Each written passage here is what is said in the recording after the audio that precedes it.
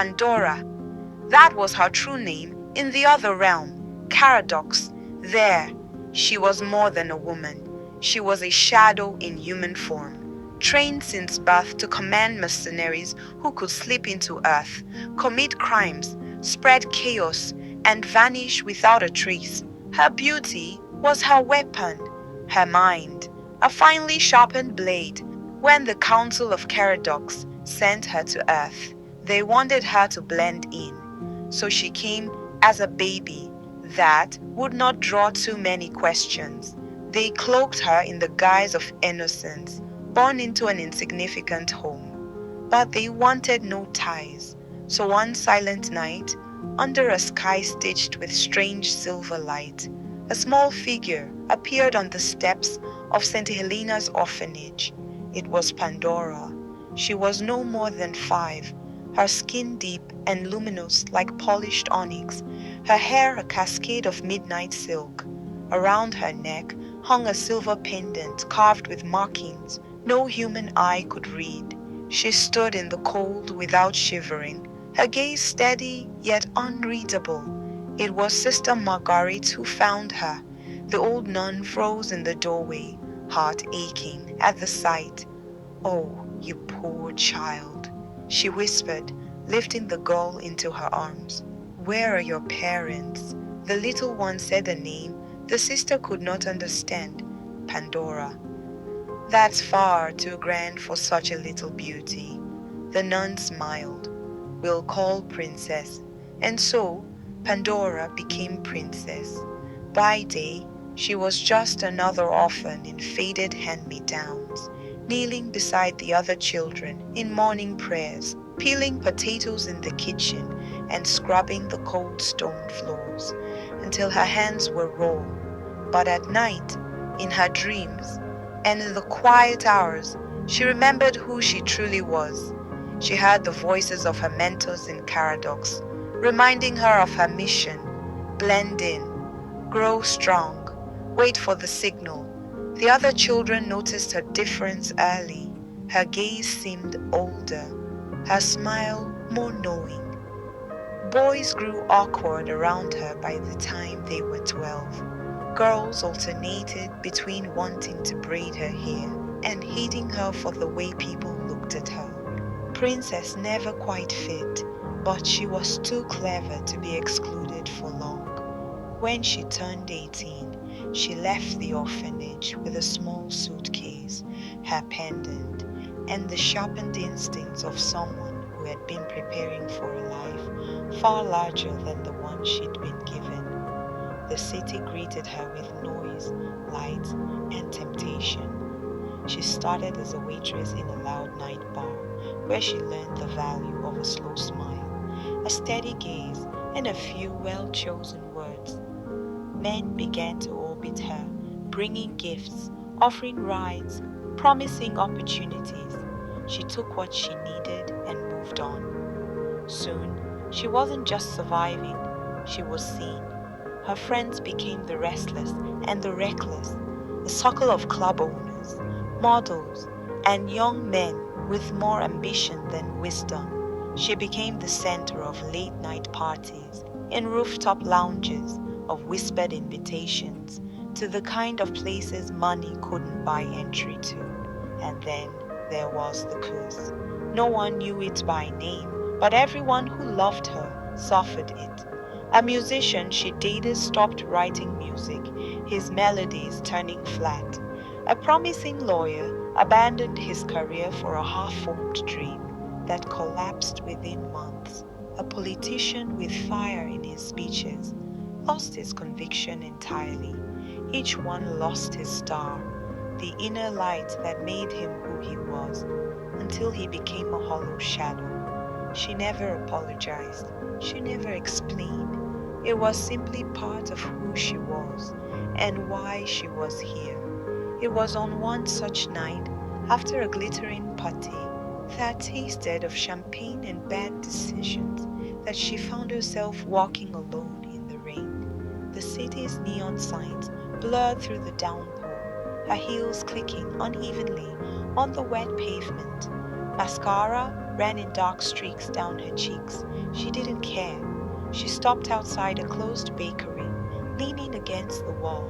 Her jacket was too thin, her hair damp and heavy. She smelled faintly of wine and cigarette smoke, though she hadn't touched either that night. She simply didn't feel like going home. That was when Emmanuel appeared. He wasn't the sort of man who belonged to her world. His coat was plain, his shoes practical, his hair damp but neatly kept.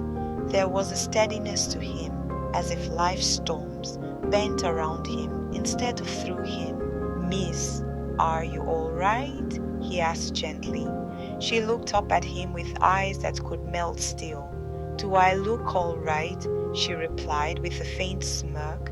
Without hesitation, he removed his coat and draped it over her shoulders.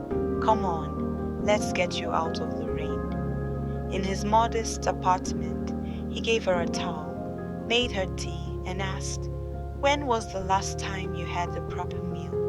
She laughed, a real laugh, unpolished and almost surprised. "Why do you care?" "Because you look like you've been taking care of everyone but yourself," he said simply. That night, she stayed on his couch. She should have left before dawn, as she always did, but something kept her there. Emmanuel's presence didn't feel like the others. His gaze didn't strip her bare. His voice didn't hunger, and deep in her bones, in that place, still connected to Caradox, she felt something she had never felt before. A warning, because if Emmanuel truly was who he seemed, he might be the first man in her life whose star she could not take, and the only one who might take hers. Days became weeks, weeks became months. By day, Princess was the picture of charm, strolling through city markets with friends, wrapped in designer scarves gifted by admirers. By night, Pandora reigned, answering coded calls, passing instructions to her mercenaries, watching the news for the ripples of chaos they had caused. Her life was a perfect mask, smiles, laughter, champagne toasts. But Emmanuel noticed the shadows in her eyes. Sometimes she'd be miles away in thought, her tea untouched, her gaze fixed on something unseen. He was patient. He didn't press, but he prayed. Every night, without fail, he prayed for her, though he didn't fully understand why. In Caradox, the council grew impatient. They had not sent Pandora to Earth to fall in love. Reports of her hesitation, her failure to claim Emmanuel's star, reached them, so they decided to take actions into their own hands.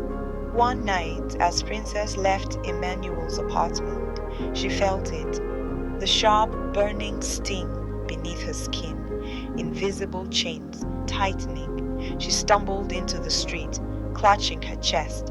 From the shadows, 3 of her own mercenaries stepped forward, faces she had once commanded. "You've grown soft," one said. "You've forgotten your mission," another hissed. They didn't want her dead, they wanted him, Emmanuel. If they could strip his star, they could finish what she would not. Pandora's choice came in a heartbeat. She stood between them and Emmanuel's door. "You'll have to go through me," she said. They laughed until she struck. Even weakened, she was still Caradox's deadliest shadow. The fight was brutal, silent, and ended with 2 of them limping away into the darkness. The third dissolved into nothing, vanishing back to the other realm. But she had been wounded, not in flesh, but in spirit. A curse hurled from Caradox itself began eating at her strength. Emmanuel found her hours later, collapsed in his hallway, her skin cold, lips pale. "What happened to you?" he whispered, lifting her into his arms. She wanted to tell him everything, the orphanage, Caradox, the mission, the curse, but all that came out was a weak, "Don't let them take you." He didn't ask more. He wrapped her in a blanket. But when she began shivering violently, he made a decision. "We're going to church," he said. The old church was nearly empty when they arrived. Candles flickered, casting long shadows. Emmanuel called for the pastor, his voice shaking. They prayed over her for hours. She thrashed, cursed, wept. The air grew heavy, as if the walls themselves were resisting. And then, with a scream that tore through the silence, the shadow of Caradox left her. Her silver pendant cracked down the middle, falling to the stone floor. When Pandora opened her eyes, there was no more Caradox in them, only the quiet light of a woman set free.